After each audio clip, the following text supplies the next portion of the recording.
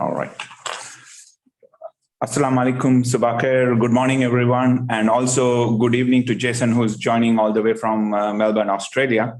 Welcome to the webinar hosted by the Technology Committee of the Bahrain Chamber. I'm Ravi Jasundara, a member of the Technology Committee, who will be your host for today. And we have a very relevant topic this morning for discussion, which is basically realizing value from ERP systems for SMEs. We have a group of experts from leading ERP providers joining us today. We are excited and honored to have them with us. So we have Abdul Karim Abu Jaber from Microsoft, who's joining us. He's the Territory and Sales and Channel Manager for Bahrain and Oman for Microsoft. We have Pragasen Murli from Sage. He's joining all the way from Johannesburg in South Africa. He's the Sage X3 and the Key Accounts Manager for the Sage Middle East and Africa. We have also Jason Pierce from IFS joining us. He's joining us from Melbourne, Australia. So we have a very global set of presenters today. Jason is the Chief Technology Officer for Asia Pacific, Japan, Middle East, and Africa for IFS. So he's normally based in the Middle East, but due to the pandemic, he's currently based in Australia. So welcome all the speakers. Thank you for taking time to join us. We also have Mr. Hassan Ali from the SME Society in Bahrain, who is here to give his thoughts and ideas about his implementation of ERP. So we look forward to his contribution as well. So just to give a bit of a short outline of this presentation and the reason for this event, ERP systems have evolved extensively over the past few years, and they have become an integral part of modern organizations. So if you ask any organization, they will be having an ERP system in some form or the other. But the point is that these ERP systems needs to be regularly updated. You need to have good practices going with use and implementation and use of ERP systems. So our presentation today is focused on how to get these benefits from these ERP systems for small and medium-sized organizations, and also to use the ERP systems in the digital transformation of organizations.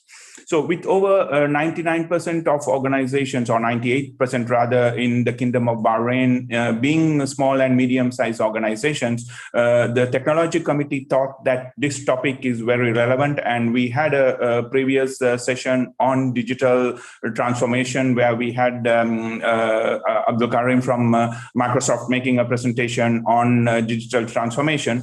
So we thought it's a very pertinent topic to take over. And also with the current pandemic, with a lot of organizations working remotely and need for control and adaptation to new technologies, ERP systems has become a vital part of all organizations. So having a good ERP system will enable organizations to mature themselves and move into that elite set of organizations and benefit from the those that are given by the ERP systems. So what we want to do today is that share some thoughts on this. We have the three expert speakers presenting. So the agenda for today is that I will start with a short introduction, which I just finished, and then we'll have presentations from Microsoft, Sage, and IFS. Then we have Hassan, who is from the SME Society, who is joining us and sharing some thoughts. And then we'll have a short panel discussion thereafter. So we have you, the audience, to pose questions to the esteemed panel. So please have any questions ready. You can type it on the list of questions that are there on the chat available, or we can allow you to speak as well. So, but please put your questions onto the chat so that I can take any questions and post it to the speakers as well. So I will start with the first speaker, who is Abdul Karim Abu Jaber, who is the Territorial Sales and Channel Manager for Bahrain and Oman at Microsoft. Abdul Karim has been with Microsoft for many years. He's joined Microsoft in 2006, and he has extensive experience in the Gulf Cooperation Council, the GCC Council members, which Bahrain is part, and in the Middle East. He's worked extensively in helping Microsoft's customers in their digital transformation journey and also adapting new technologies. So he's a very experienced person within the region who is advocating digital transformation. So his topic, which we have selected today, is modernizing ERP to accelerate digital transformation. So Abdul Karim, over to you. If you could share your screen, please. Sure. Thank you, Ravi. Good morning, everybody. I would like to take this opportunity to thank Bahrain Chamber of Commerce, the Technology Committee presented by Mr. Ravi, Dr. Osama Husseini, for the invite and the opportunity to take part of this event. So let me start by sharing my screen. And then share my presentation. Just please let me know if you are able to see my presentation. Yes, we can see Abdul Karim. Okay, please go ahead. Excellent. So today we're going to take this opportunity to discuss how can we modernize our ERP solutions to accelerate our digital transformation journey. I will try also in, today digital disruption is forcing every type of organizations and every company to try to reimagine themselves. A huge part of this digital disruption is about reinventing customers' engagements in every industry and every type of business that we are running, based on the changing relationships that's going on between technology and people. So if we take a different type of industries from manufacturing to distribution to retail, this is where we are seeing truly innovate.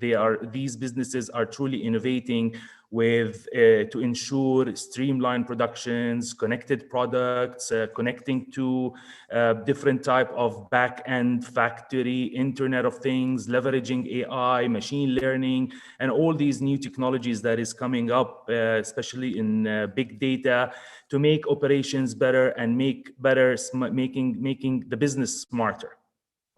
So industries connected to and streamlining sources of goods from, as I mentioned, manufacturers, delivery to customers, integrating supply chain, freight companies, third-party add-ons, finance, procurement, sales, and other business-critical digital workflows that can create new revenue streams for our business in order to ensure that we are optimizing profitability, reducing operational cost.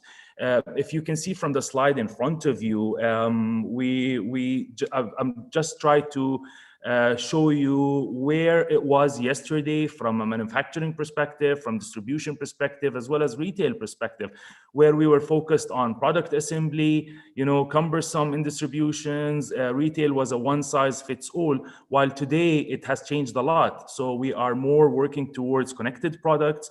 We want to ensure that we've built products and distribute it with efficiency. And we also want to ensure that we give our customers this personalized experience that they are looking for. So from key performance indicators and customers' insights, definitely we're seeing that customers are changing. So customer experience is definitely taking over in many areas, price and product as a key brand differentiator. So price is no longer the key differentiators.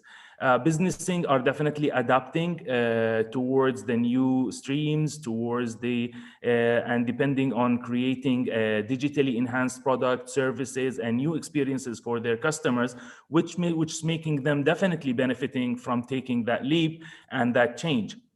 So how are they doing? Customers are definitely leveraging, organizations are definitely leveraging technology, the Internet of Things to understand things better. Executives in these organizations are anticipating disruptions. Unfortunately, yet are a few who are really prepared in order to start taking these decisions, to take that leap towards modernizing the ERP and accelerating on the digital transformation journey. So what are the challenges that organizations face with traditional ERP systems? So eliminate, when we want to work with in an ERP system, we want to try to eliminate the challenges of those traditional ERP systems and try to reimagine how can we run our business in a more advanced and live perspective. So we want to move from isolated systems, disconnected applications, complex, slow, expensive, that are ERP systems that are complex, slow, and very expensive to deploy and implement, difficult to update, maintain, and operate. So what do we need to do in order to reimagine how our ERP systems should be looking like? So in the era of digital transformation and to disrupt and innovate, organizations must take on a strategy that connects their customers, employees, products, and operations as effectively as possible. So that's a connected framework. Streamlining the business to respond in order to respond to customer demands quickly, pooling data across the organization so that analytics can hunt and harvest data for better decision making. Definitely a solid concrete business application strategy and implementation can support businesses and industries that are looking to disrupt within their domain and within their segments. When we think about real connections between people, organization, what is that real connection between that? It's the data, right? So, and the applications that are enabling towards that motion. So when we have the data, we need to ensure we have the right applications to get the best out of this data.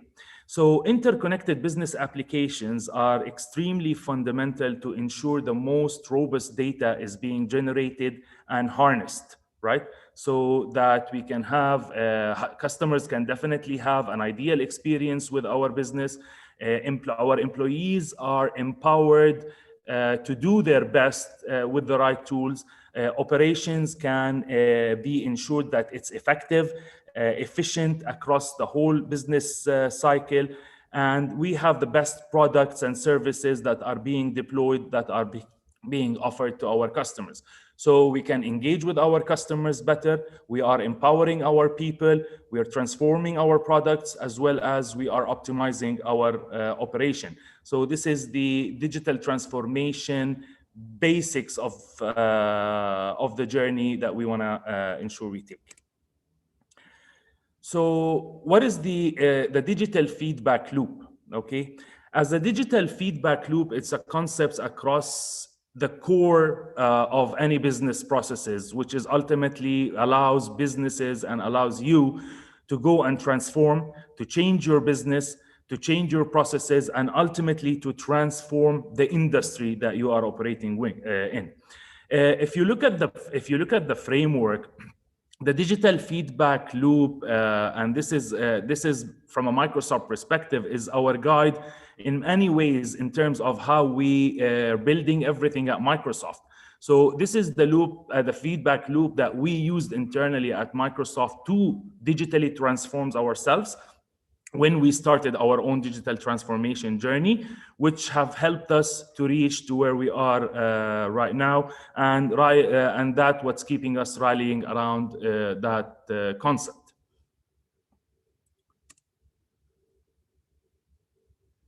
So here we're trying to focus on how we can optimize our operation, transform our products, to talk about how we are helping customers as well in these areas of their digital transformation journey with our Dynamics 365 ERP platform. Data from customers informs product developments, operations data informs staffing for the right decisions, product sales data informs production. As more data and inputs goes into the system becomes more intelligent, making smarter decisions, safer decisions, and faster decisions, and becoming more agile while we are all improving our products and customers' experience. Through the digital feedback loop, we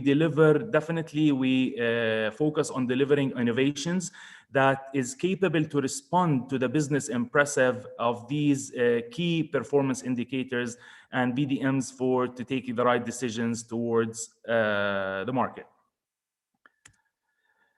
So we are in an era where everybody is leveraging the power of the cloud, right? And from our perspective, we are in a very unique positions that we are capable of offering and supporting our customers through their entire journey of digital transformation. But we can also help and support our customers solve many of the other challenges that they are facing and they come across. Managing and optimizing disparate solid solutions. So starting with the cloud journey and the Microsoft Cloud, when we talk about infrastructure as a service from Azure as a most trusted and scalable platform for customers to grow with no limits. Then with Microsoft 365 from communication and collaboration perspective, leading in the productivity tools for collaboration and creativity. And then we come to the business application sides, which is the Dynamics 365 and the power of that platform. We deliver a full set of intelligence business applications that are integrated and definitely extensible. So this is a powerful set of technology and innovative tools for our customers, seeing the results across many industries that has been extremely and very successful. And at the end of the day, it's the data that makes the unification possible. Okay, it's not the tools at the end of the day. The tools are there from many different providers. So it's not only Dynamics 365. It's not only Office 365 or any other tools that you are related to the businesses and the processes. It's the structured of the data. So if you are in an unstructured communication, collaboration, or creativity process, this also relates into that we need to move towards a structured business process data. So you can understand how many meetings did you have with this particular opportunity that you're managing from a sales model perspective. It doesn't stop you with your data. So harnessing this data and moving towards more using more productivity tools, it's all part of the digital transformation journey, where we are pulling the data into this connected underlining as data substrate. So now you're bringing a single, but not only from a proprietary systems, but from a social network perspective as well, where we are talking about some social sellings and all of these using the social data platform in order to be connected to our customers. So understanding that opportunity is actually somewhere that knows someone that you know, and this is how you get people connected more towards your businesses and take it from there. And this is an open platform. So bringing it all via our partner solutions as well. Microsoft has been always a partner-driven organization, so we provide the platform, but we give the opportunity for our specialized and competent partner to develop and build on our solutions because there's no one-size-fits-all when we're talking about digital transformation or even when we're talking about ERP solutions. So bringing all in our partner ecosystem, allowing this data to collect in order to create the intelligence that we're looking for, the value to be delivered through this digital transformation business process. And last but not least, but also with machine learning, AI, chatbots, capabilities, and technology, where we can enable your teams and your customers' sales team to sell more and get connected in a much better environment.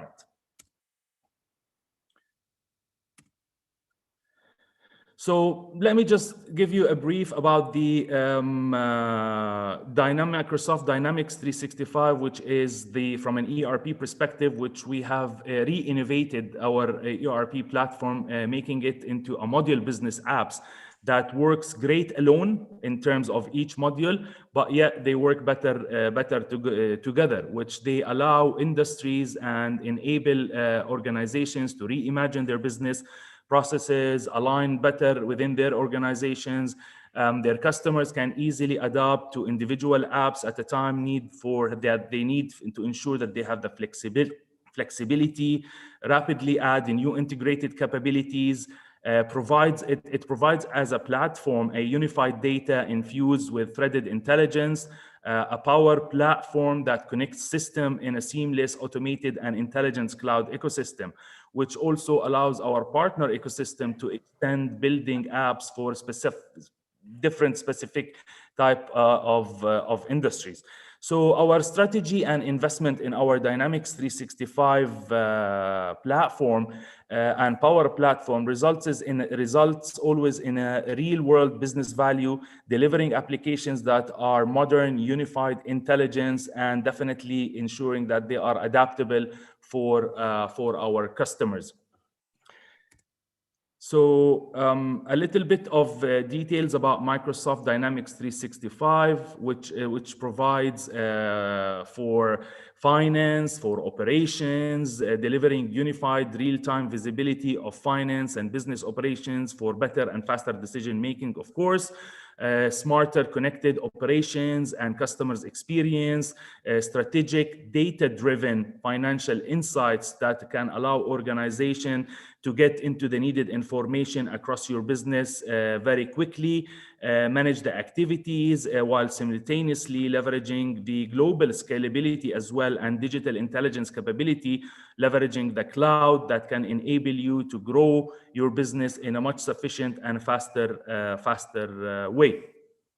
So with ERP solutions that you can ensure you are reducing your operations, reducing your cost, rapidly responding to the changes of business needs in today's highly dynamic business environment that we are operating in, and in a much competitive world as well in different type of industries that we operate in.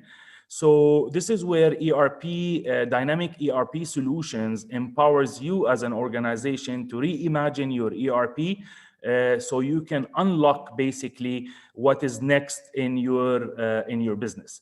So at the end, I just want to ensure that, and I've mentioned this probably if you've attended my digital transformation presentation earlier, that digital transformation is a journey, right? And it's the tools that technology vendors provide are only tools that are getting used that can help you embrace on your digital transformation journey. But actually, if we take a step back, it's not a one-size-fits-all for all organizations, definitely. We need to ensure as organizations that we fully understand and we build a very solid mission and vision towards our digital transformation. We want to ensure that we build the right culture within our organizations by having people understanding what is the digital transformation journey that we are trying to take as organizations. We want to ensure that we also embrace on the diversity and flexibility within our organizations, that we are flexible enough to adapt. And then we can embrace on the tools that can help us achieve that mission and vision. So the digital transformation journey is a long road and long journey that we need to take. It starts with people plus technology. So we need to ensure that we have the people that are really equipped and that are really understanding what is the cause of and what is the means of the digital transformation journey. How do we want to take our business from where we are right now and take it to the next level? And then we can bring the right tools from any technology vendors that are adapting to our needs, that are meeting our needs and requirements, implement it for it to be used in the most sufficient manner in order to ensure that we are competitive, making better decisions, engaging better with our customers, reducing our cost, optimizing our operations. So for that, I hope I am on time. I think I've tried to make it as short as possible to fit within the 15 minutes that was allowed for me. So thank you very much again, and definitely I'll be here to take any questions that comes from the respective audience. Thank you, Abdul Karim. That was insightful, and I think the theme that you brought in, it's a journey that needs to be taken, and it's not a quick transformation that can happen, and it's a long-term aspect that organizations need to be looking at, and especially for small and medium-sized organizations with the challenges that they are facing. There are a lot of tools that are available, and how this journey needs to be planned is important, and to focus and taking into culture and the people aspect as well. So continuing our journey, we have one more point, and that's yes. why we at Microsoft have reimagined our ERP solutions, and we've reimagined them to build them into modules that are capable to meet small and medium businesses, enterprises requirements, and that they can work in silos alone, but that they can also work better together. So you don't have to have this huge implementation of an ERP solutions with modules that you're not using, while you can plan it in a modular basis and start that journey of in ERP solutions, and you can start adding modules as you see fit for your organizations and businesses to grow. Oh, thank you. Right. Continuing our journey, we have Pragasin Mudli from Sage to make our next presentation. So Pragasin is currently the director for Sage Africa and Middle East and Sage X3, which is the very innovative platform that they are currently using for business management solutions. He has over 30 years sales and management experience in the ICT industry. Pragasin drives the sales and the strategy for South Africa of the whole region at Sage. Pragasin has also had a lot of experience previously with Oracle, with Sun Microsystems, Nokia, and Siemens, and brings in vast experience related to technology and ERP and other business systems. So Pragasin will be talking about modern ERP, making the right choices for your growing business. Over to you, Pragasin. If you could share your screen. Sure. Let me share my screen and we can start. Is it okay, Ravi? Yep, we can see you clearly. So firstly, thanks, Ravi. Thanks for the introduction. I hope I do your mention of the accolades of my history justice. I'll try my best. Yes, thank you to the Chamber, the Bahrain Chamber of Commerce, for allowing us the opportunity, especially the Technology Committee, and thanks to everyone for attending today.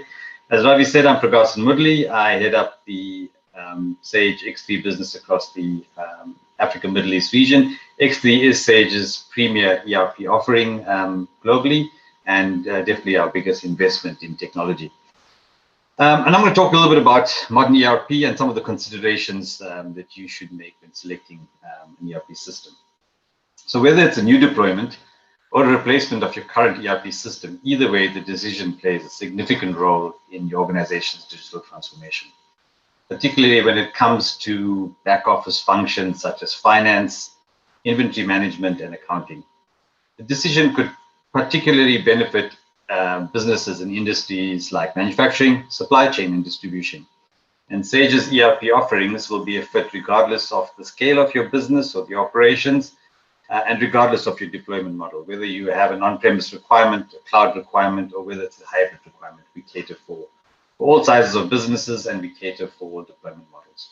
So we will support you on your digital journey as such. Our purpose at Sage is to support the people that make businesses thrive.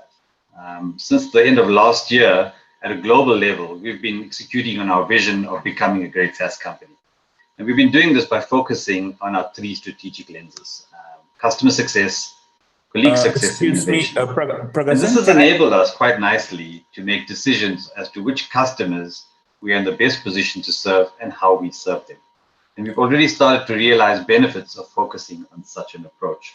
In fact, From an ERP perspective, we have seen Sage X3 win the award for Best Software as a Service product for the recent 2020 SAS Awards.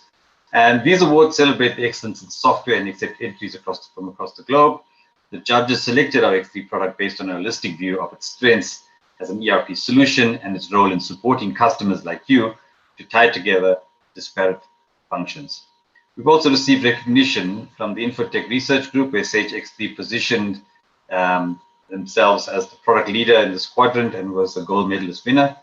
And this positioning is a direct result of customers' reviews based on analyst developed criteria. So Sage Business Cloud X3 is changing how businesses compete and grow across multiple industries in over 80 countries across the globe by delivering faster, simpler, and flexible financial, supply chain, and production management at a fraction of the cost and complexity of legacy ERP systems or business management systems. With Sage Business Cloud X3, you're choosing the next great generation business management solution for your organization to grow faster while unlocking new levels of agility for your business. And to display this, as you can see, in addition to the world's leading brands, there's many brands across the Africa Middle East region that Sage has helped to thrive. And you see that we have over 203,000 customers in the Africa Middle East region, and you would recognize some of the names. So whatever industry you're in, and whether it's a century-old business or the latest tech startup, companies are turning to Sage to help us manage their business. So I want to talk a little bit about the considerations for making the right choice for a modern ERP system. And when making a choice to select an ERP solution, it's important to reflect on three considerations as presented on the slide. The latest development in ERP is changing how businesses compete and how businesses grow, but delivering faster, simpler, and flexible financial, supply chain, and product management at a fraction of the cost and complexity of legacy ERP systems. So when choosing an ERP system, ensure that you're choosing the next generation business management solution for your enterprise to grow faster, and as I've said, to also optimize the agility of your organization. So let's dig a little bit deeper as to these three considerations. So the first consideration is real-time insights that enable smarter decision making. I think we are all business leaders here on the call today, and as business leaders, you'd all agree with me that you're under an immense amount of pressure to adapt. And data-driven insights across unified business is essential to your future success. Without flexibility and access to timely information, business leaders like yourself won't be able to make agile decisions to grow your business, maintain efficiency, or grow profitability. My dad used to always say when I was young that you cannot manage something effectively if you can't measure it. Or you can't. So as in line with that and making a choice for ERP, real-time insights will give you that ability. Second consideration when making the right choice is flexibility, affordability, and the adaptability, which are key to the success of your decision. Modern ERP solutions enable smarter ways of work, unlocking efficiency across key business processes while integrating your business, which has a direct and an indirect impact on cost savings that really need to be considered when making the right choice. So get estimates of a project's profitability and the payback period, and evaluate the effects that are not directly measurable as well, such as transparency, flexibility, and customer and employee satisfaction. And these are key considerations to make when choosing the right solution. The last consideration is maintaining compliance as you scale and as you grow. Modern ERP technology enables you to stay compliant with local data regulations, and it also minimizes risk by using audit trails, as well as presenting business process controls for workflows and approvals. Your business will need you to choose a solution that allows you to manage real-time intercompany movements and international transactions. You also need to consolidate foreign operations, compliance, and financial reporting into one cohesive global system. It's fair to say that modern ERP systems totally allows you to do this. With these three considerations in place, it's clearly apparent that you have to consider these when making your decision. So I want to briefly present a customer testimonial that displays Sage's prowess in the ERP arena.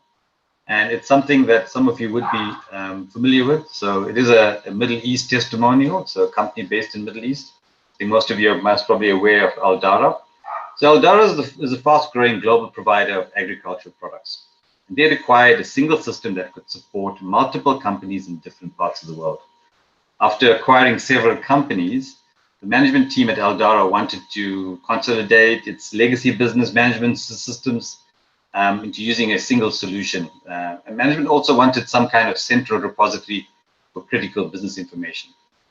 So Eldara implemented Sage X3 globally and consolidated all its business systems into one. The management team used the solution to consolidate critical information into one place, which the employees could quickly and easily use.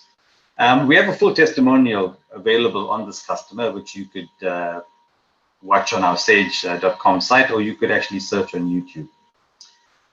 And that's it for me. So I also want to thank the Bahrain Chamber of Technology, the Technology Committee, once again for inviting Sage to be part of this great event today. A special thank you will go out to our partner, Fakra IT, who are the first Sage business partner in Bahrain, and they have over 70 successful ERP implementations across the Bahrain and Saudi Arabia region. So I want to thank everyone for your gracious invite. Please reach out to us on our social platforms, as mentioned, and on our website. So thank you very much, and thank you, Ravi. Back to you. Thank you, Professor, for your insights.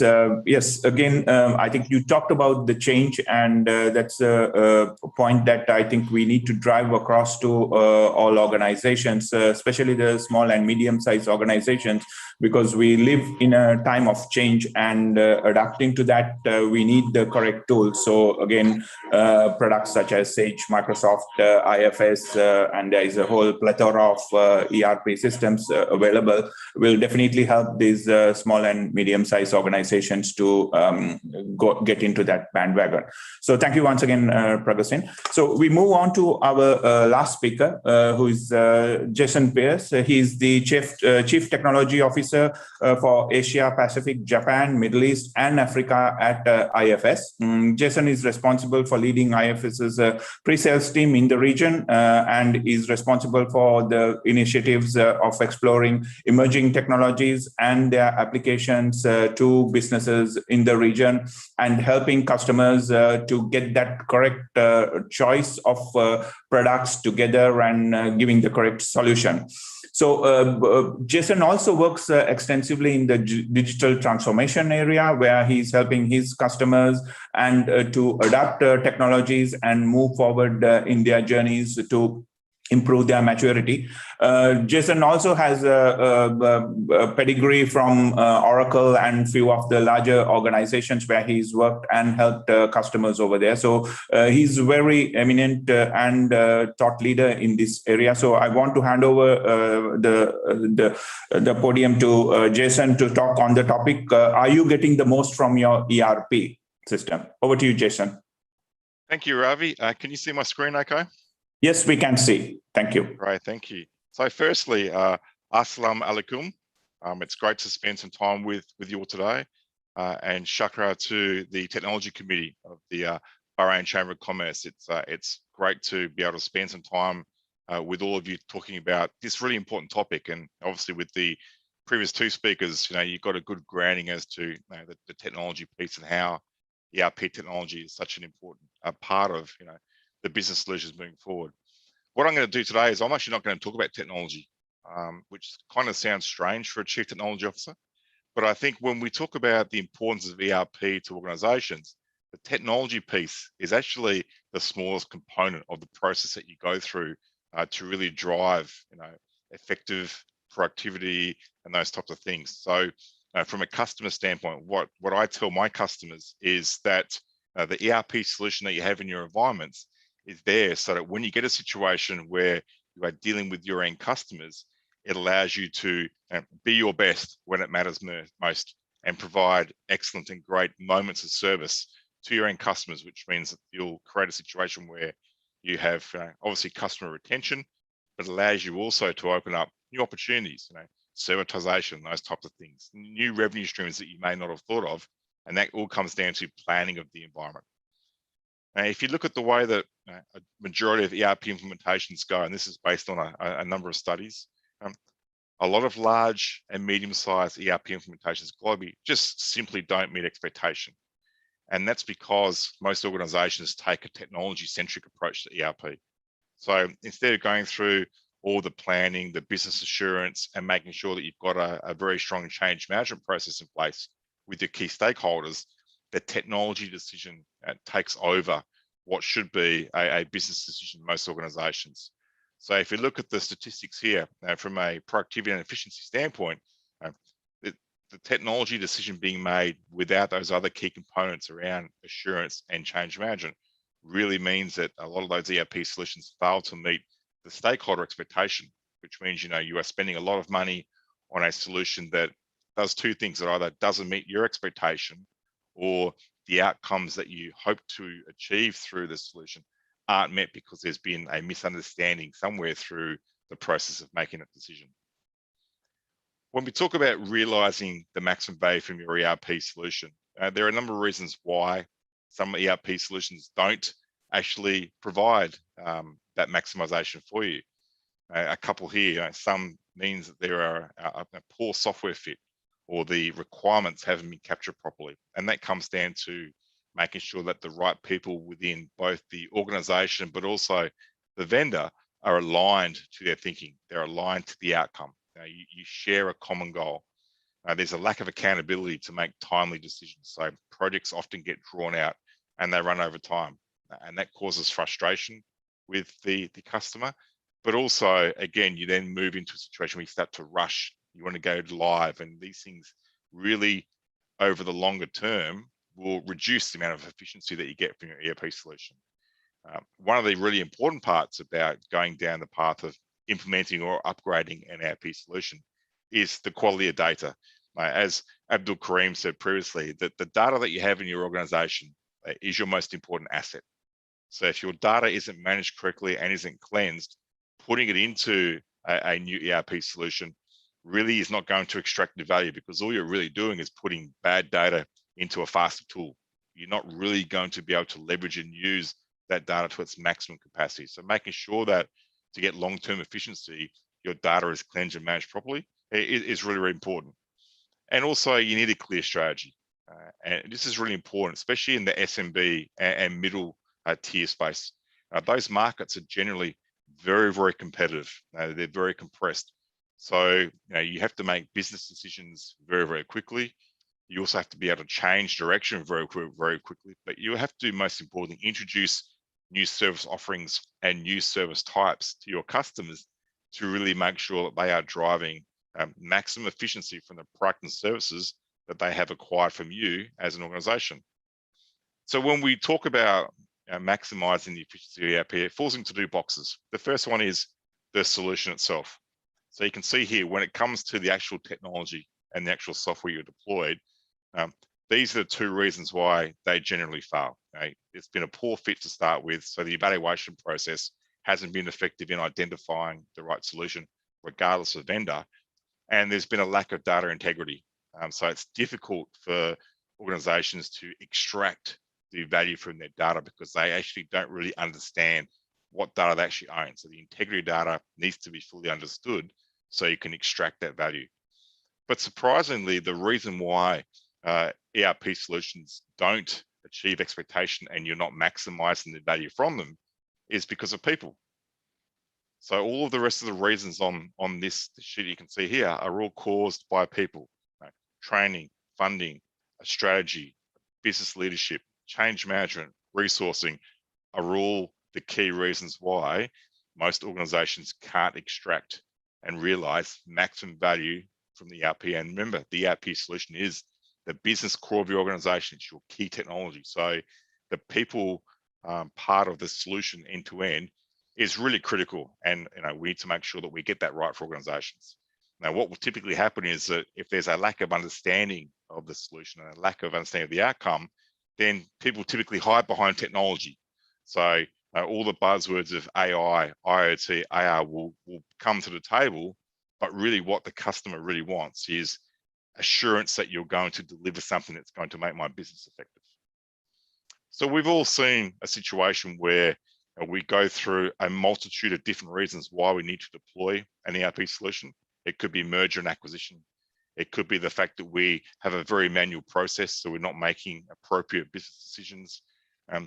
We also want to make sure that we are making sure that the knowledge of our environment, our people, is maintained, and technology is a good enabler to making sure that that knowledge remains in the business. But what happens is, over time, you get yourself into a tangle.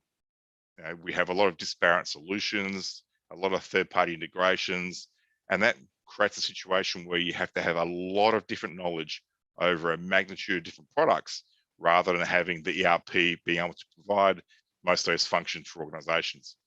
And this becomes really important. The ERP tangle is created because there's no plan, there's no value goal, but also different tools that you use to obviously run a business on these functions means you'll have different interfaces, you'll have different data structures, you'll have different technology. They may not talk to each other.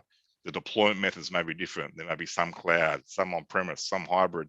You'll have different licensing agreements, different support mechanisms, and the list goes on and on. So the ERP is really there to remove the tangle of all those different siloed solutions.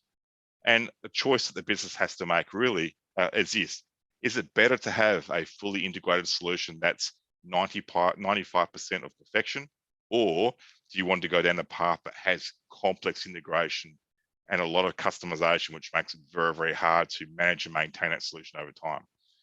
When we talk to customers, or when I talk to customers who want to go down a customization path, my first conversation is there a way that we can change the business process or the workflow to avoid making a technology customization? Because 9 times out of 10, it's a much simpler process to follow, and it will avoid you having issues later on with technology upgrades and things that don't work as you move into updated versions and different code bases, etc. When we talk about maximizing value from your ERP, it really comes down to what we call business value assurance. How can we provide the customer with maximum benefit, not just after go live, but obviously continually through the life cycle of that ERP solution? Most organizations spend a lot of money on ERP, so they're expecting to get a 3 to 5 to 7 year return on that investment, and they're expecting it to keep delivering maximum value through the process.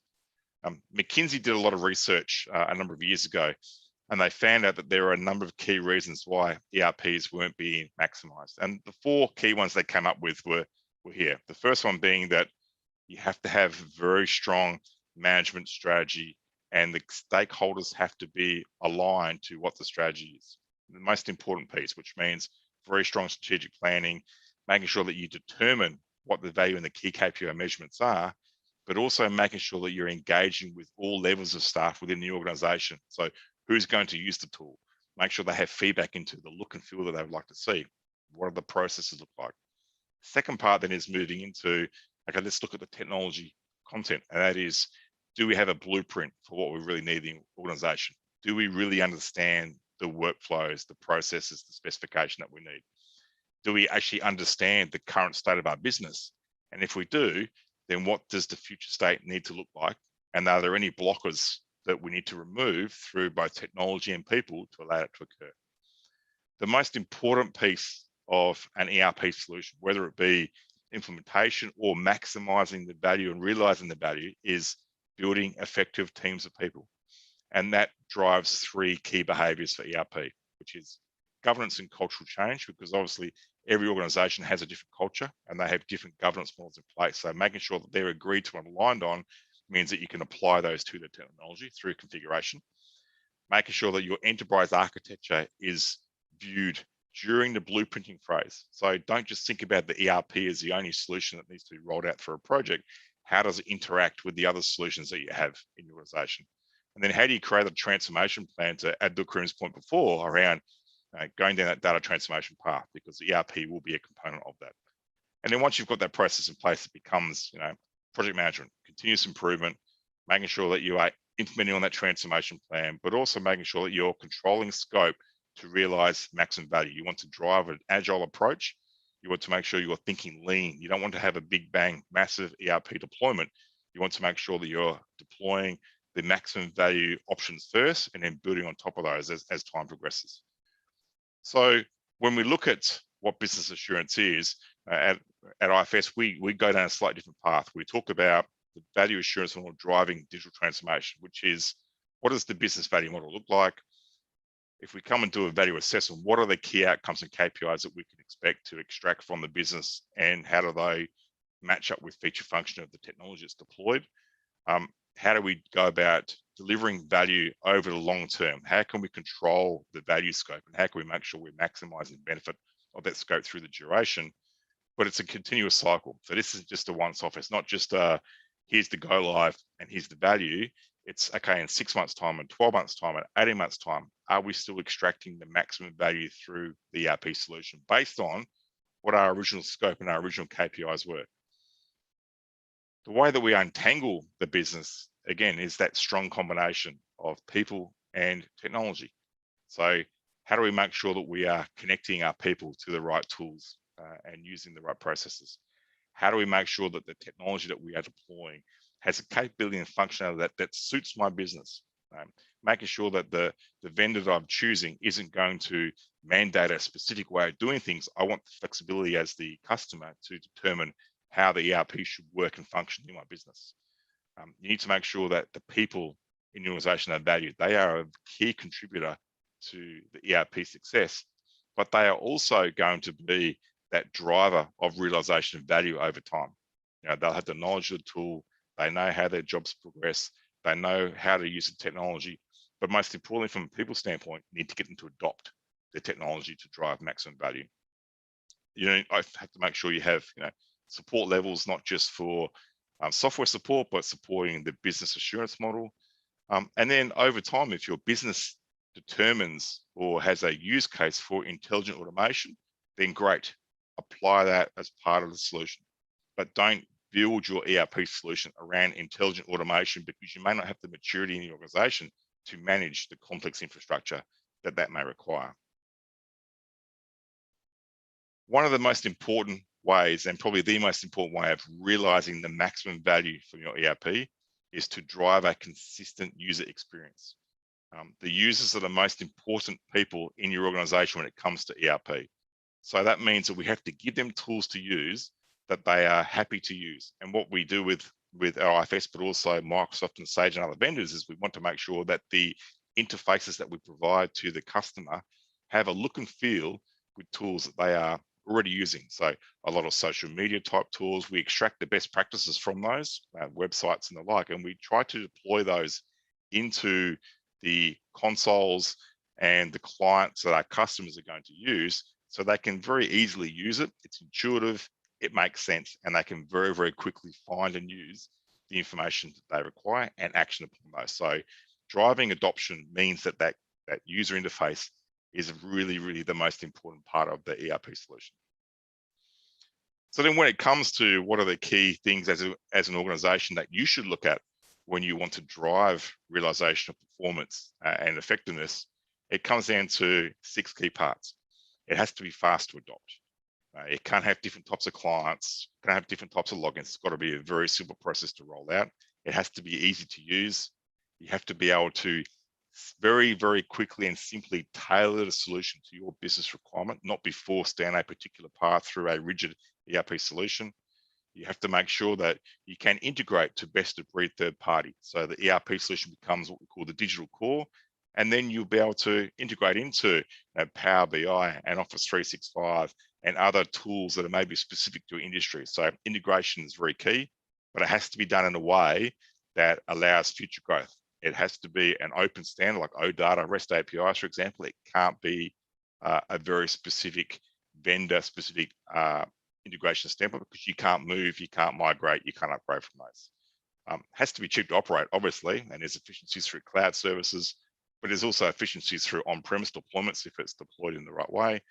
And again, for some use cases where there's a requirement for intelligence and automation, fantastic. We should look at those as key use cases where that can drive productivity over tasks that are very manual or repetitive, and we want to remove those from a human and put them into a more valuable role and apply that technology and automation for things like machine learning and trend setting and responding to particular incidents, etc. So automation does have a point.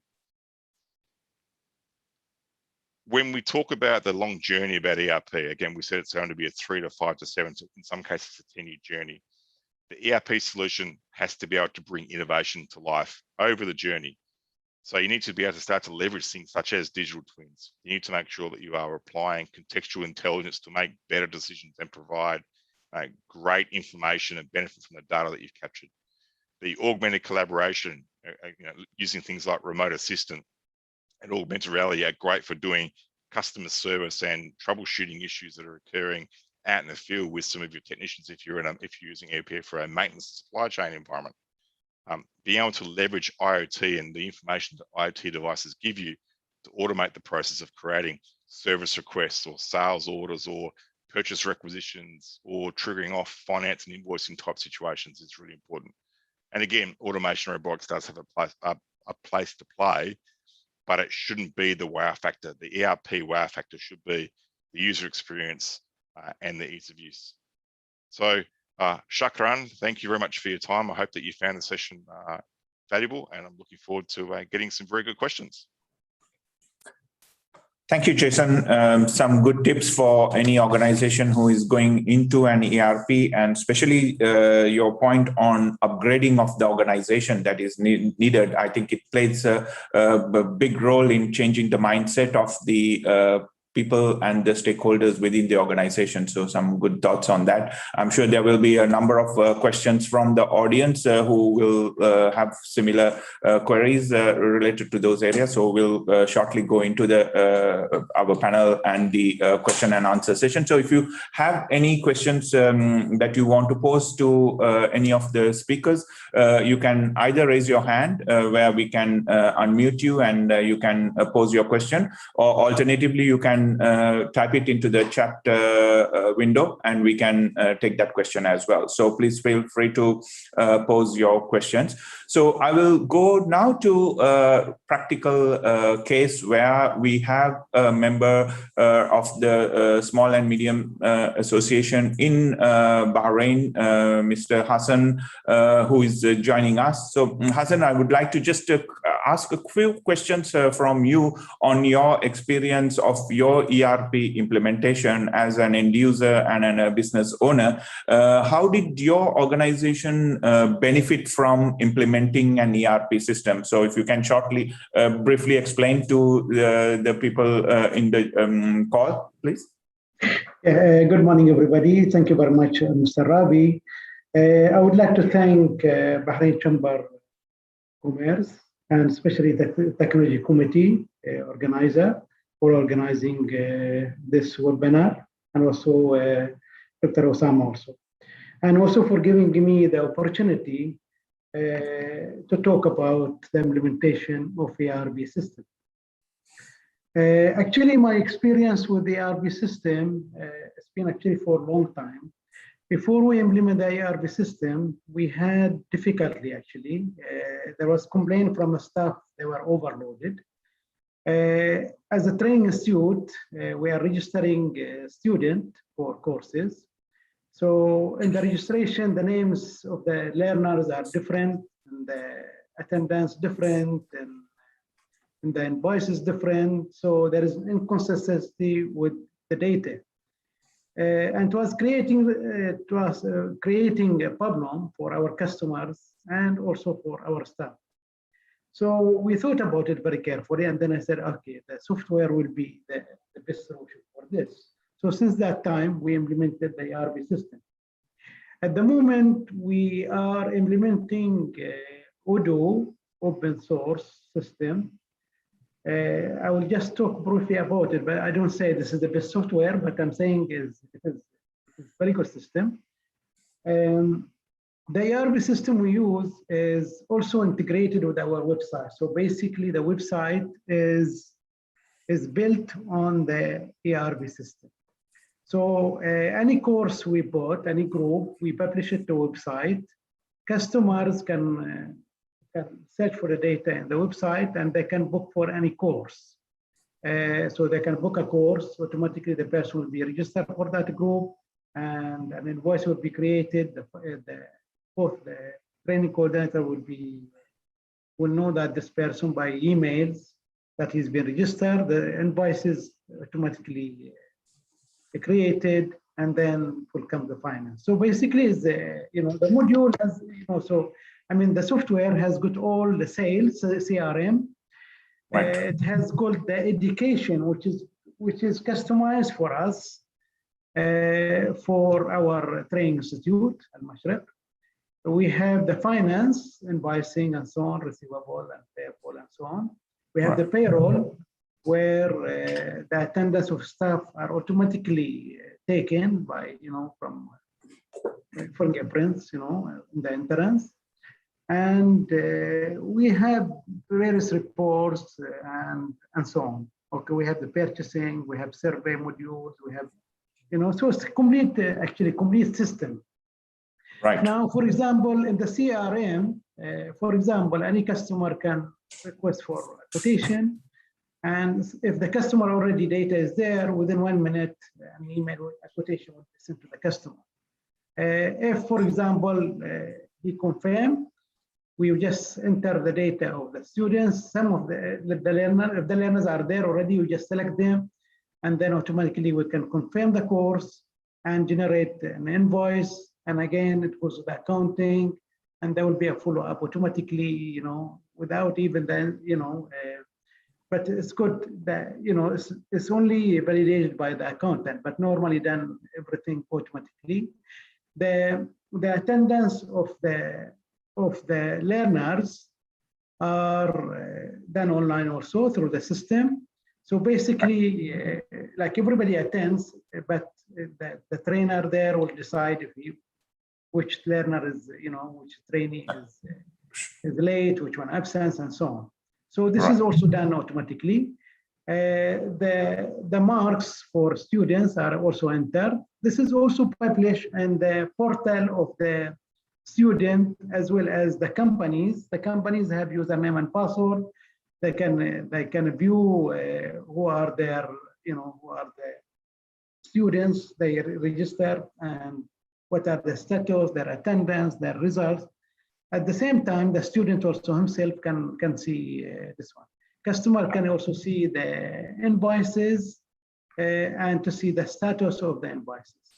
Also, the good thing about the system is also give you the profit and loss, the income statement, very good financial reporting actually, and very accurate. So this is the system we have. We are happy about it, but I don't say this is the best system. Of course, I'm sure there may be much better system than this one. So my advice is actually to small and medium business organization. If you want to really save money, you need to go for your ERP system, because it will really reduce a lot of work from your staff. You can also reduce manpower, and it will give you accurate data, consistency, efficiency, and also customer satisfaction, because they are doing something very fast, very reliable data.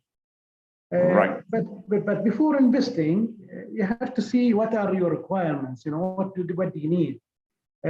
You have also to look for a future. For example, now Al Mashriq, 10 years ago, we were only having like 1,000 trainees. Now we have more than 3,000 trainees. So you have to see what direction they are going, what do you need for future. So this is very important also. You have to invest, without investing, if you want to save money, you have to invest. This is, this is the way forward. Before also implementing an ERP system or before purchasing system, you have to look, for example, what kind of support will be provided to you after sales service, we can say. If there is no support, this is going to be a problem for you when you have error in the system and so on. So these are the things you need to consider. And when you put your requirement, you should really seek advice from IT consultant or IT professionals. It's not just to go and just say, okay, we just purchased the system. You have to seek an advance. There are several systems. What is the best system for your organization? Depends on your products and so on. So an IT consultant advice will be very useful actually. You have to consider whether the website will be separated from the ERP system or integrated. This is the things also you need to check. So that's all I want to say. All I want to say, just I will encourage small and medium organization to really go for ERP system, because we are very happy with this one. Before the ERP system, we had too much problem and we have complained from customers, and now our customers are happy, our staff are happy, and we have proper reports and accurate data. Thank you very much. Right. Thank you, Hassan. Those are some really good points. And I think you touched upon that integration, and which Jason also highlighted during his presentation, as well as Prakash Sen, is that the integrated approach to an ERP, so that you don't need to have multiple systems or multiple modules from multiple vendors, and you spend a lot of time integrating that, and you have that one holistic view of your organization. And that's where the productivity, especially for small and medium-sized organizations, I would like to just touch upon a few items before we open the floor for Q&A, specifically related to the current digital transformation activities that are happening within organizations, and how ERP systems can help it out. So, Abdul Karim, if you can mention a specific case where you have seen in the Kingdom of Bahrain or in the region where you have seen a specific small to medium-sized organization who've used the ERP systems to do their digital transformation, and how that helped. That would help to a lot of the audience members, especially from SMEs, to get some idea of how the digital transformation can be enabled through ERP systems. Definitely. Thank you, Ravi. Look, we've worked with many customers. Maybe I won't be able to mention any specific customers because we have plenty of them in Bahrain, and I think one of our main customers as well that we've integrated, we've worked with from an ERP perspective, helping in their complete digital transformation loop as well, lies in many segments. So we've worked with governments, we've worked with enterprises, but mainly we've seen a huge demand coming now from small and medium businesses that are really looking forward towards differentiating. They've realized that they really needs to take action now towards how can they differentiate themselves in a much competitive world. We've worked with many type of industries, from financials, banks, to manufacturing, to hospitality, to health, to insurance, and so on. So the whole point of working with any type of business towards an ERP solution that can help complete their digital transformation journey, that can help organizations increase profitability, optimize workforce productivity, reduce operational expenses and costs, and also adapt quickly to the requirements of the changes that are happening. I'll give a very simple example of a financial institution, small financial institution actually, that we've engaged with, and also probably another retail that we helped complete their end-to-end ERP system that also was integrated with their e-commerce as well. They wanted to have more visibility towards the digital presence.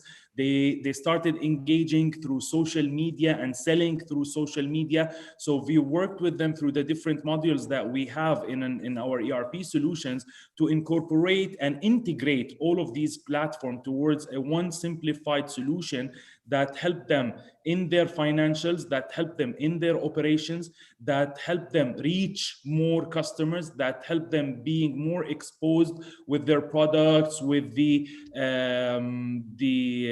activities that they are doing from a marketing perspective, from a sales perspective, that helped them also managing projects from a different perspective, shorten the timing of the project to deliver the final results as well. So that helped them from an overall all perspective. Also from a financial perspective, the financial entity we worked with, it helped them better understand the data that they were having, harnessing the data, cleansing of the data, putting the right data into the tool that helped them to differentiate in terms of the product that they wanted to launch and target customers. And they wanted to target different segments, different ages of customers with their innovative banking and financial solutions. So as I said earlier, it depends on the industry. We've seen many successful story. I have to say this, probably maybe Bahrain Chamber of Commerce is one of them in that perspective. And we are extremely proud to be serving the Bahraini market and helping customers from all segments, from all sizes, from all industries to accelerate on their digital transformation. Thanks, Abdul Karim. That's I have a question for Pragasin. Now, often it's termed that ERP is what glues the organizations together, Pragasin. So how can an ERP help a small to medium-sized organization to take all of these components and move forward and give them an integrated approach to the solution that they need to implement? Thanks, Ravi. So I think all the vendors on the call today, and even Mr. Hassan Adam, even Ahmed even mentioned the value of a consolidated system. So, you know, as opposed to having disparate systems with many interfaces that present complexity and degradation of the quality of information needed to manage a business, the value behind a consolidated system is quite apparent. I think also, regardless of what the vendors have presented today, I think we all agree that there's an absolute need for the ERP system to be deployed in the SME market for the value that each of us have presented from that. I think the questions are more around selection and how does a small business select an ERP system or a vendor that actually fits them. So proper due diligence would be needed by the various customers. You need to understand the stability of the brand you want to engage with, understand what your budget is, understand intrinsically what it is you want to achieve by probably your biggest investment on your digital journey as a small and medium company. So I would say it's not a question of consolidating all disparate systems or information into one central solution that is key. It's a question of it's a moot discussion. I mean that's something that should happen. It's a question of picking the right vendor or picking the right solution that meets the requirements of your business. So interrogate that need up front to make a more informed decision. Thank you, Pragasin. I just have one more question to Jason before I go to the audience and we take questions from the audience. In a time of cost considerations, Jason, at the moment, we always talk about going to the cloud and going for this model of where you reduce your CapEx, capital expenditures, and go into an operational cost where you can pay as you use the systems and the capabilities and you scale up or scale down your organization. Any thoughts that you have to help organizations to adopt a more cloud-based approach rather than a very capital on-premise based solution? Any thoughts on that? Look, it's a great different ways you can answer it. One is that a lot of the vendors now provide subscription services for their software, which means you don't have to have that CapEx expense up front. You can actually share the costing over a number of years through a subscription service, and that can be done with an on-premise and also a cloud solution. So the hosting or the residency shouldn't impact the licensing type that you can have. So given the fact that the licensing is probably the biggest component, being able to share it over a multi-year subscription is quite important. Look, I think from a cloud perspective, some industries can go to cloud and some can't. There's certain regulations around data sovereignty and the like. So it's not a fit for everyone. Obviously, there are definitely efficiency gains from being in a hosted environment. If you look at Microsoft Azure and AWS and those services, they provide quite a cheap entry point into getting yourself an infrastructure that's pre-built and managed without having to go through that expense yourself. So there is definitely advantages for going down the cloud path from a hosting or infrastructure perspective. But again, remembering that you should be able to negotiate with your software vendor around subscription licensing for product and services, but also support, because that's where your biggest cost will be. So the entry point then for small and medium businesses becomes a lot less, because they know that they've got they can plan out a 5-year journey for costs rather than having to find extraordinary budget for a large upfront costing. Right. Thank you. Thanks, Jason. I also have with us our chairman of the Bahrain Chamber of Commerce Technology Committee, Dr. Osama. Dr. Osama, do you have any thoughts or any points to the panel that we have? You're on mute, Dr. Osama. If you can unmute Dr. Osama. No, he's still on mute. Yeah. Now I've been allowed to unmute. Well, thank you, gentlemen, for your valuable insight into ERP implementation. I do have a couple of thoughts on the solution. I have a question, and maybe each of you, if possible, you give me just a short answer. But if we take Bahrain case, our large and small and medium companies, and if you look at them in the international standards of Europe, North America, and Asia, they are really medium, small, and micro companies, right? So I am convinced that the 3 solutions we heard about today are quite suited for the medium and larger companies. But if we look in the context of Bahrain small and medium, which is international small and micro, I challenge, or I'm not that much convinced that you have a best fit for the small and micro, considering the amount of customization, let's say configuration and then customization required for your 3 solutions. What do you think? Can you provide a best fit in terms of feature and prices for small and micro companies? And what do you see as your major advantage that you provide for the small and micro? Maybe Pragasen, if you can start, and we go to the others. So thank you for that question. So from a Sage perspective, we have a range of solutions that cater for customers that scale from the small all the way up to the enterprise level.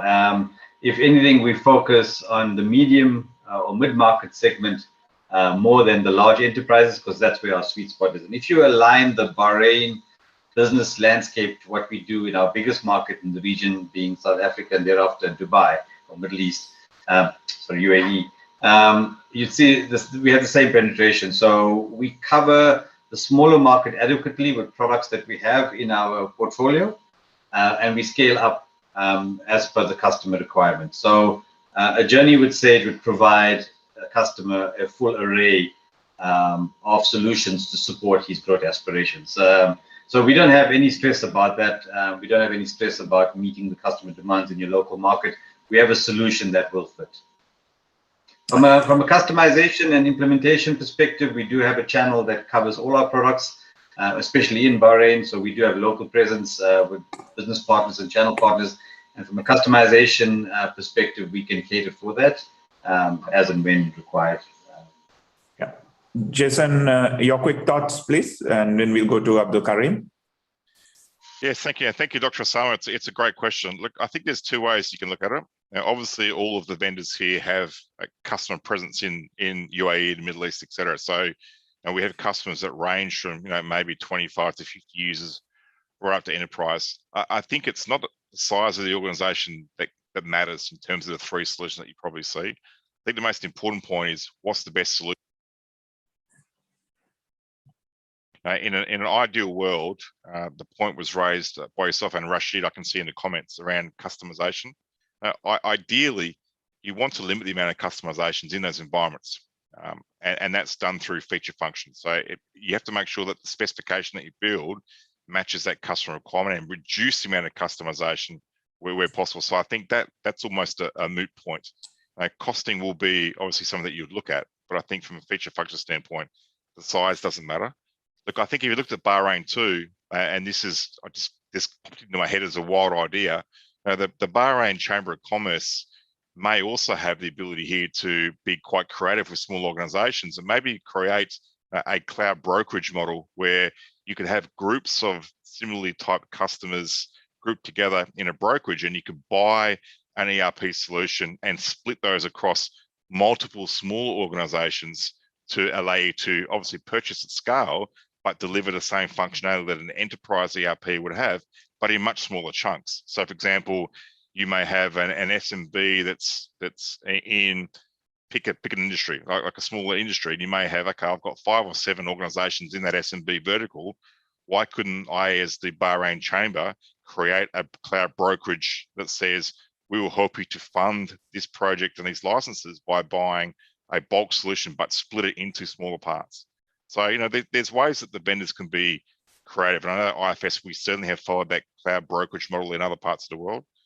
So it's just a thought process to look at. So don't just necessarily think about size, think about how you can potentially group organizations together to create scale that gives you a better chance of deploying a fully featured ERP solution.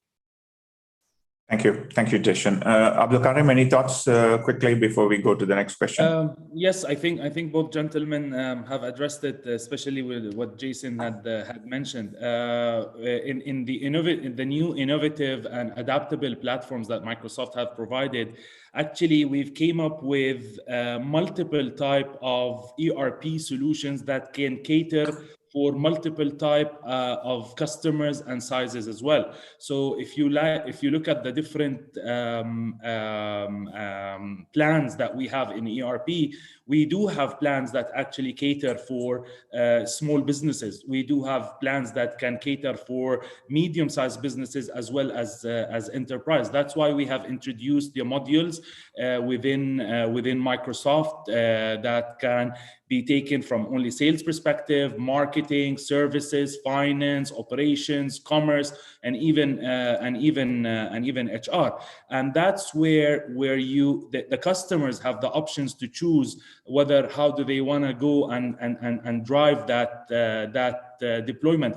We can have, cloud solutions are available on the cloud. It depends on how you want to do the deployment. You want to have it an on-prem deployment, you want to utilize the cloud services, or you want to have a hybrid deployment option as well, which is also available. So that's where we give the customers the flexibility, definitely taken into consideration if they want to comply with the regulations in some certain countries, but act as well as maximize the existing investments that they have already put or what they are going to be already putting moving forward. The new solutions that are available there are easy to adapt. So we've made ensure that we accelerate as much as possible the time for the deployment, for the adaptations, as well as for the applications. So this is I think just addressing also, I saw a question on the chat from Mr. Rashid, I think, who agrees with Dr. Osama on the cost of the implementation and the deployment. So that goes back to the customer needs and requirements. We try in our products to, as a platform, when we offer our solutions as a platform, we try to maximize on the maximum features and capabilities that we can put there. But as I mentioned earlier, it's not a one size fits all. You cannot plug and play an ERP that can meet a bank requirement or a manufacturer requirement or retail or a small business or whatever. So each business have their own needs and requirements. And that's why we have our partner ecosystem who are well-trained, well-competent to drive these deployments and these address these requirements from customization perspective within a reasonable, of course, pricing structure. And it depends on the customers and what they need at the end.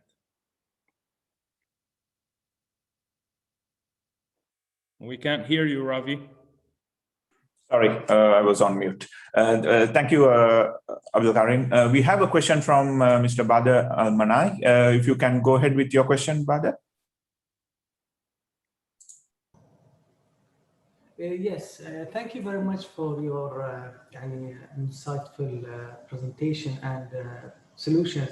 I have a question which is very important. I'm from the background of industrial perspective, and as Dr. Osama said, we are internationally a small to micro.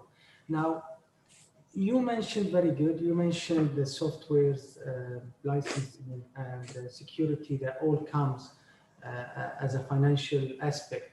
In addition to that, in the manufacturing, we are mostly characterized as manufacturing. We will have to install like data collection sensors, GPS, all of these. Now, my question to you, most important, do you have any experience regarding the rate of return? You mentioned 6 to 7 years, but again, do you have, from your experience, what was sort of the average rate of return? At the end of the day, I would invest, but I would like to see some, like figures or some at least indications. So thank you very much. This is my question. Perhaps maybe Jason or Prakasan can address that.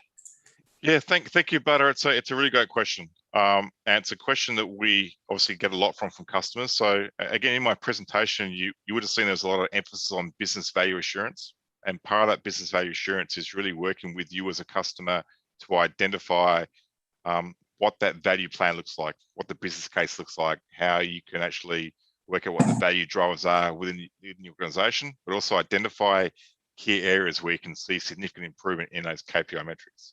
So at IFS, we do what's called a business value assessment. We go through and work with you on your current financial status, the current workflows and process that you go through, and we map those into what would the environment look like with a different type of technology, and how do those KPIs actually tie into particular feature function. And then once we've mapped that out with you, we roll that into the implementation scope. So we actually tie those into scope. If you're looking for a return on investment, for example, if you look at the IDC reports from last year, and this, I guess all the vendors have these, but the average rate on return on an IFS ERP implementation is 15 months, which is quite extraordinary considering some of the complexity of ERP solutions. So it all comes back to that first point. If you plan and you have a specification and you build to specification, your return on investment and your payback period is significantly reduced without going down a heavy customization path. Right. Thank you, Jason. Prakasan, would you like to add to Jason any points that you may have?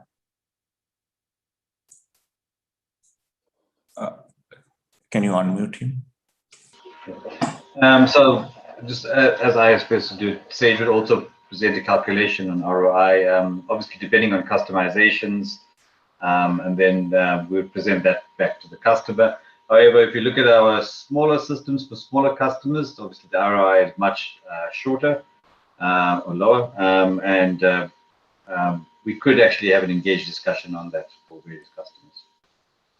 Thank you. Thank you. Thank you, Badr, for your question. It's a very pertinent question, especially in the tight financial and cash flow situations organizations are currently faced.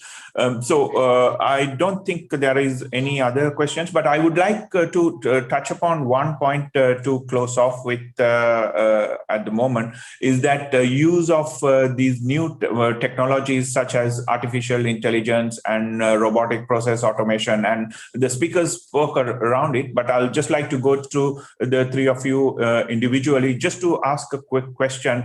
A lot of the larger organizations use these technologies, but how can small to medium-sized organizations benefit from this? Because what we see is that a lot of the startups and small organizations are increasingly using this. So if you can share some thoughts, we'll start with Abdul Karim. Maybe very quickly, Abdul Karim, in 2 minutes.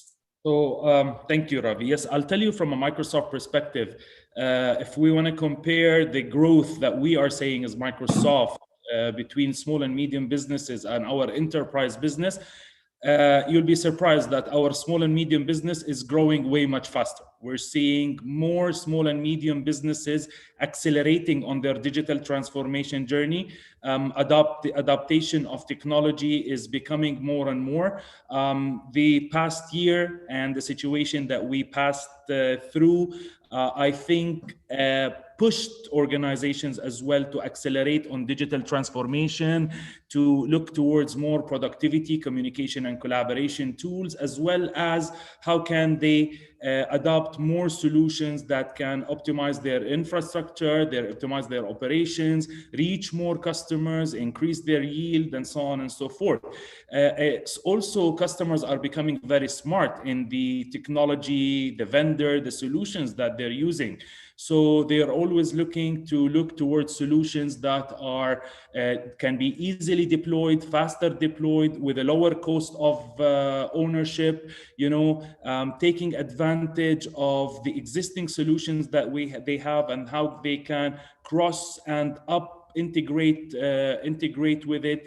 Easy onboarding of their employees and users towards those solutions as well is a very important factor, where they are getting them to use easy to use and familiar sorts of interfaces as well, features and capability, so they can improve on their productivity. In the same time, through the overall picture is how can they save money towards going through that digital transformation. So when we look at cloud and we look at hybrid deployment as well, where a lot of customers can save on hardware cost, on IT support cost, on all of these things. So it's a whole perspective of the approach toward the adaptation of a solution. I just would like to mention one more small point regarding Mr. Bader's comment.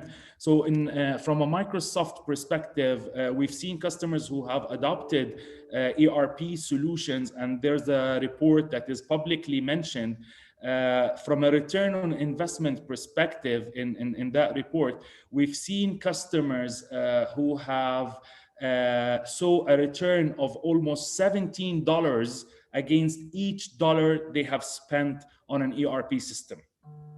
So that's a public report available for public on Microsoft.com. You can read it and see the different industries and how we reached to that number.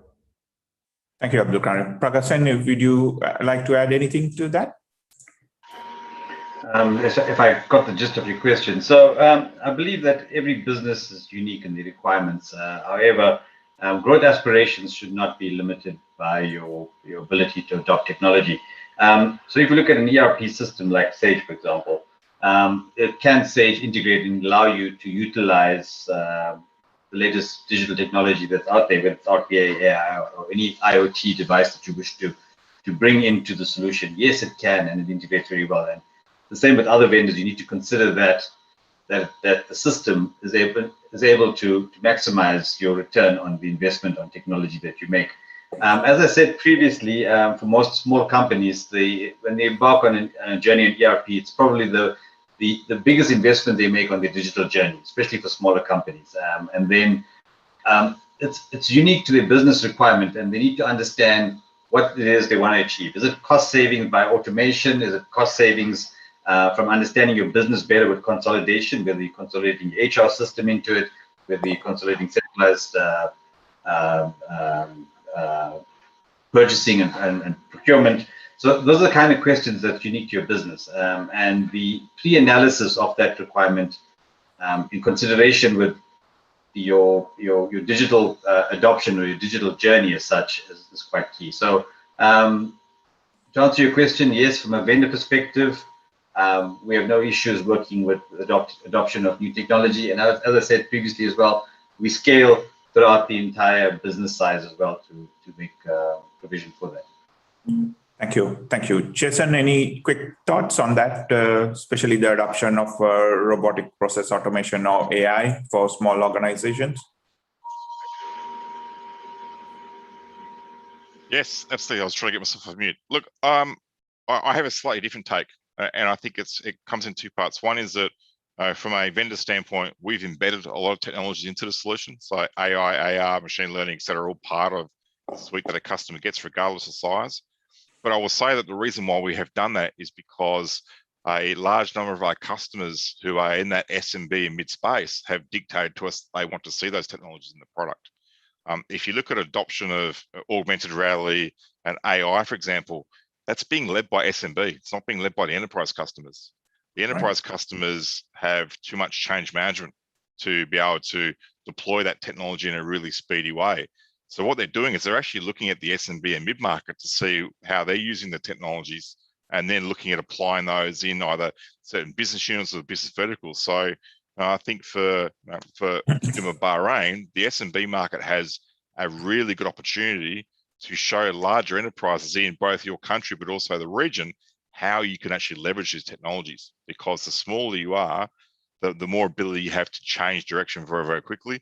And adoption of technology like these things gives a smaller organization significant competitive advantage. So they can actually play with the bigger organizations and compete because they're adopting technology faster than their larger competitors. So it ends up equaling the output and the game that they play is more equalized because technology adoption is simpler for SMBs to go down. Thank you. Good thoughts, Jason. Dr. Osama, you have any point to close out with?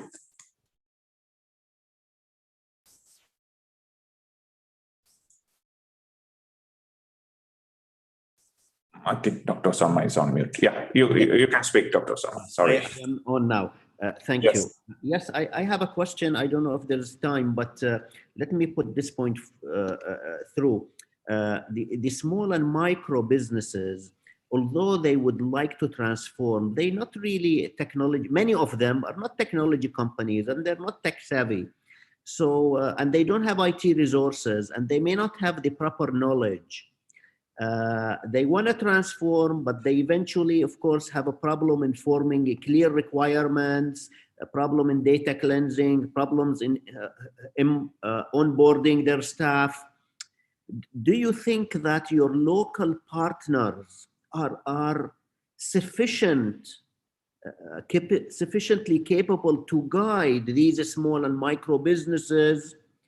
I mean, there is a conflict of interest, and that conflict can lead to failure of implementation. Or do you think those small and micro businesses need third-party consultant help to guide them through the implementation? I mean, maybe your thoughts on these issues. Thank you. Yeah.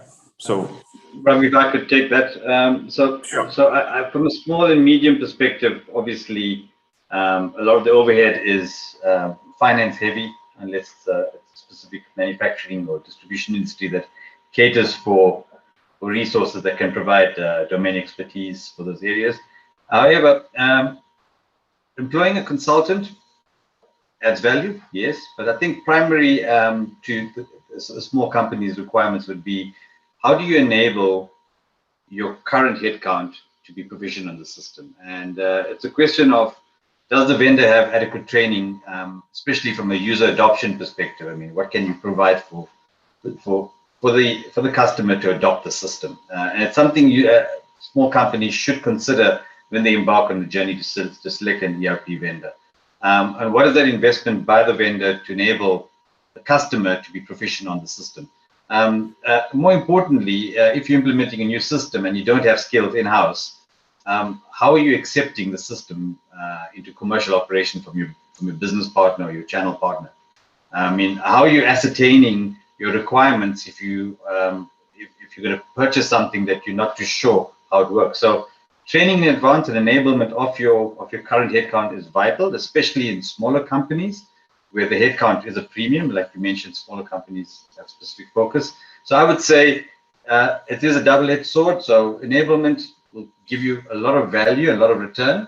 At the same time, employing a consultant will give you a quicker time to market, but it's all dependent on your approach to how you want to go forward with your business. So they both have value. Thank you. Thank you, Prakasan. Thank you. We are running out of time. I mean, there are a lot of questions and a lot of areas that we can talk about. We'll even look at the possibility of having another session towards the next few months on this same topic and address more questions. So once again, I thank all the speakers for attending and making their presentations. Abdul Karim, Prakasan, Jason, and Hassan. Thanks for taking time off and sharing your thoughts. I would like also to thank the Bahrain Chambers PR and events team and also my colleagues from the Technology Committee for supporting me, and Dr. Osama as well.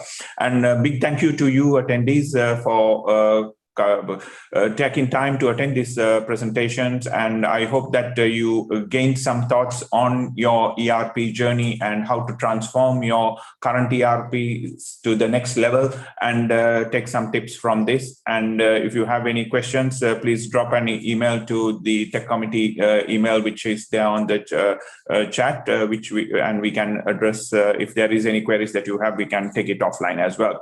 So we look forward to seeing you at the next event of the Bahrain Chamber of Commerce, and we also want to keep in touch with the Chamber through their social media channels, and there are a number of events that are happening and coming up. So we'll look forward to seeing you at a future event. So thank you very much once again. Thanks for your time. All the best. Have a good day.